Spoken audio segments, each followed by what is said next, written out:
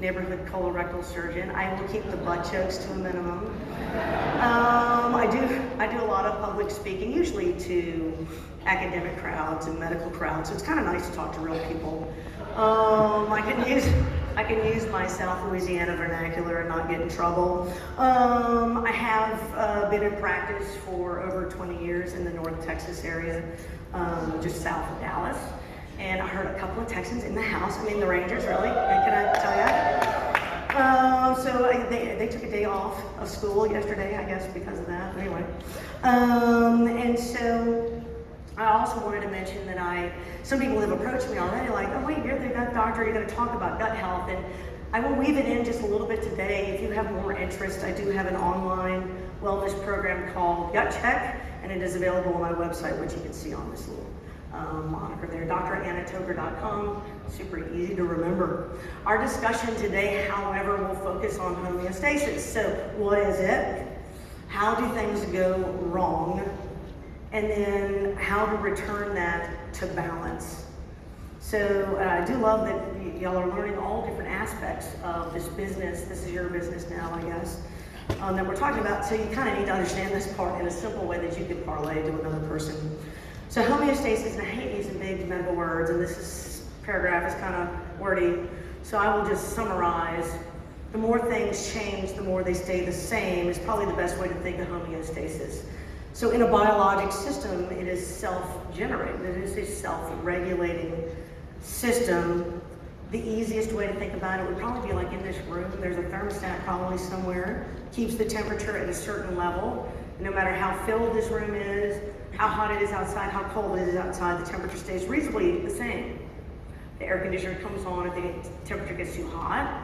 The heater comes on if the temperature gets too cold. That's a simple homeostasis system. Well, your body is doing this in like a million different ways.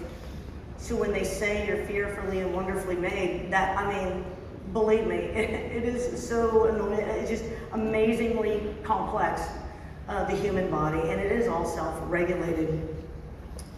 You have to understand there are two types of homeostasis that we're going to talk about. There's millions of these reactions going on. We're going to talk about this balanced reaction that occurs between the brain homeostasis and different organ system homeostasis. And when it's done, rings of fire just stay aloft for you. When it's not done, this whole system collapses and life ceases to exist. And so homeostasis is critically important.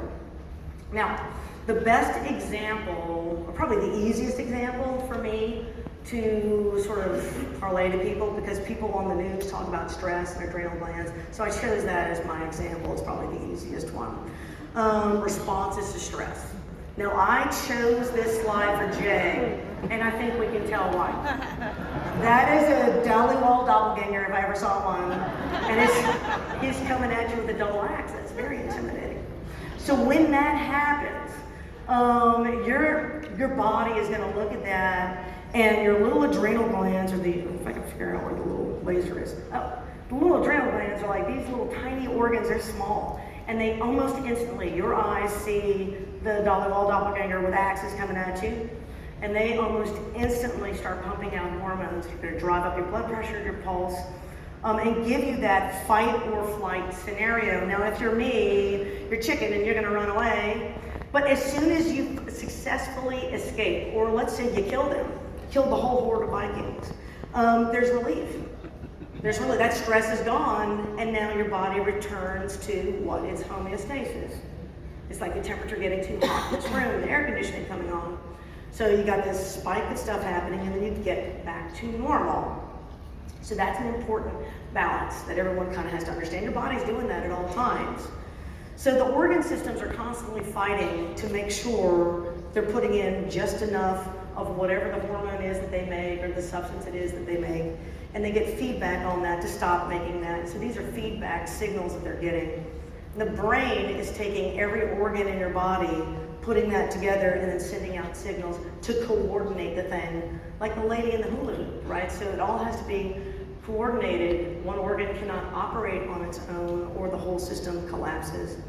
So I list 4 things that are probably the most prominent. There's way more things that go into this, but The senses are really important for what we're talking about today is this super PAC situation, because you're using a sense, and I'll tie that in a minute. But your blood supply, your blood pressure, your endocrine hormones, and then the microbiome. And I threw that in because there's a distinct connection between your gut and your brain, and some people call the gut the second brain, but most of us who do this for a living call the gut the first brain.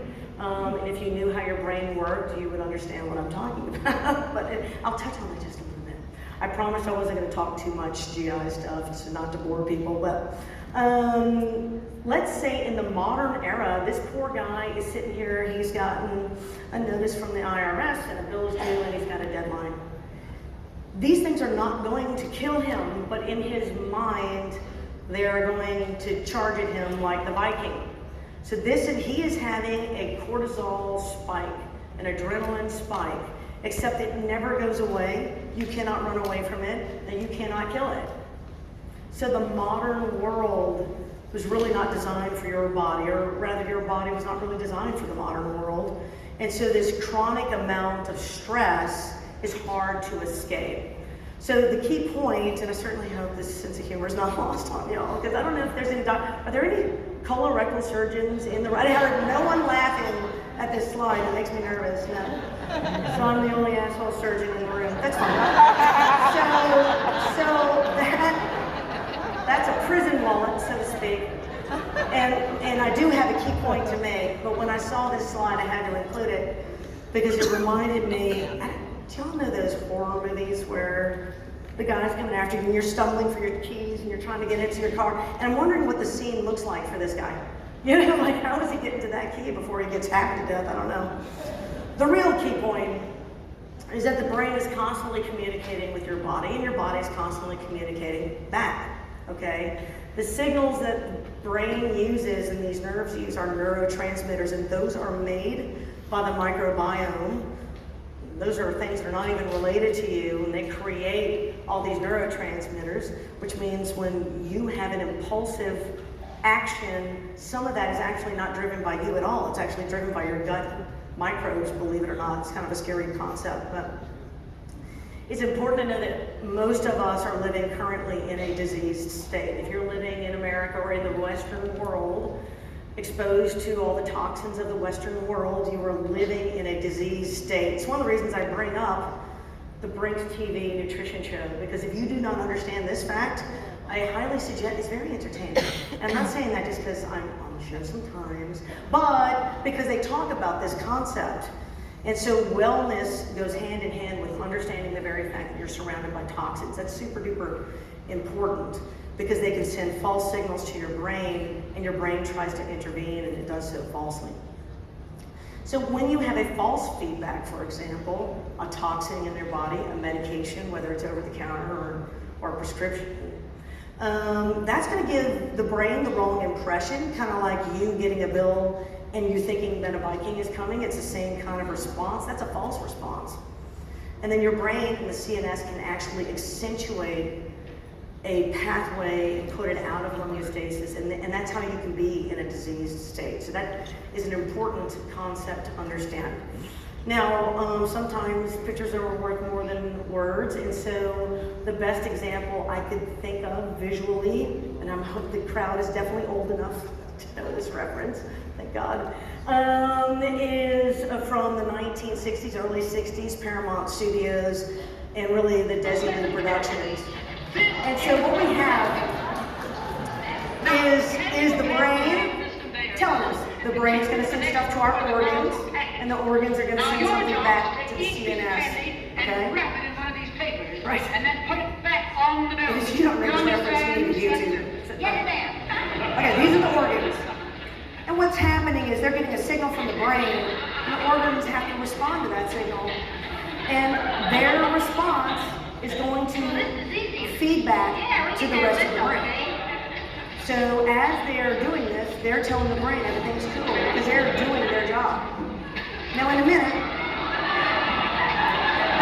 they're going to start failing, right? So your input is exceeding output. This poor organ is freaking out, does not know what to do, does not want to get in trouble, and starts hiding Right? So now they're panicking. And your organs do this, just not quite as funny.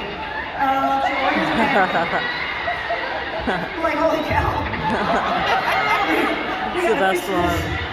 So, okay, so now. Okay. Alright, straighten it out, woman. Yep, okay. Now wait for this. Hi, you're doing splendidly. Speed it up a little. And that is how you get screwed. Right, so now there's no chance. No chance. Right? Chaos. So that's probably the best example, like in person, of what the system calls. We've all been there. So there are a couple of reasons people will have a false feedback. Microbiome dysfunction is one of them. And again, because your neurotransmitters are made in your gut. So if you have a dysfunctional GI tract, you're not sending proper neurotransmitters to the brain. It gets out of control. The mental misinterpretation of your environment. I got a statement from the IRS and I owe a bunch of money. That feels like a Viking horde coming at you, although it's not. It's worse. And then hormone-like molecules. Now we're surrounded by hormone-like molecules. You don't even realize it.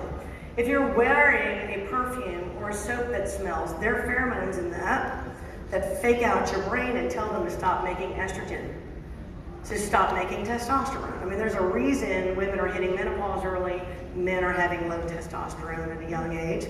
There's hormones in our food to make animals more productive, which explains why our kids are hitting puberty at 9 and 10 years old, especially the girls. These are exogenous hormones that are faking out the system. This is a false feedback. So that's kind of important for you to know. When a false feedback hits the brain, it sends a faulty signal to the organs and the communication gets thrown off. So you get thrown out of homeostasis. So the important thing for y'all to understand, and I have ahead of schedule, look at me. Have you ever seen me talk this fast? Mark, that's amazing. I got plenty of time. Okay, good. I can answer questions in there already. But anyway, so you have to make an active effort to decrease the toxins in your life. You have to. As amazing as this technology is, it's not going to do that for you. This is why, again, try to educate yourself. You educate yourself in the business. This technology, also understand that fact. Because the clients you're popping this on are living in a cesspool of toxins, and they probably should hear this conversation because they need them both. The whole point is to make them better, and homeostasis allows you to do it.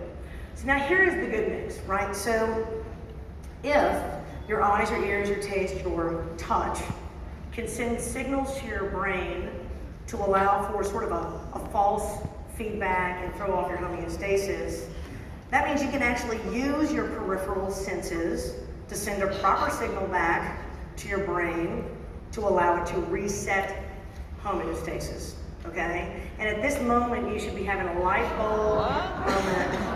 Like, oh my God, she just described super patch. Okay, I know, y'all like, yeah, there's risk. Anytime you ask me to talk, there's risk. Okay, so, and that's a risk Jay knew when he asked me. So, anyway, so super patch basically, there's no medicine in these objects, but they allow you to have life. It's just life better with it, and that is my mission for today.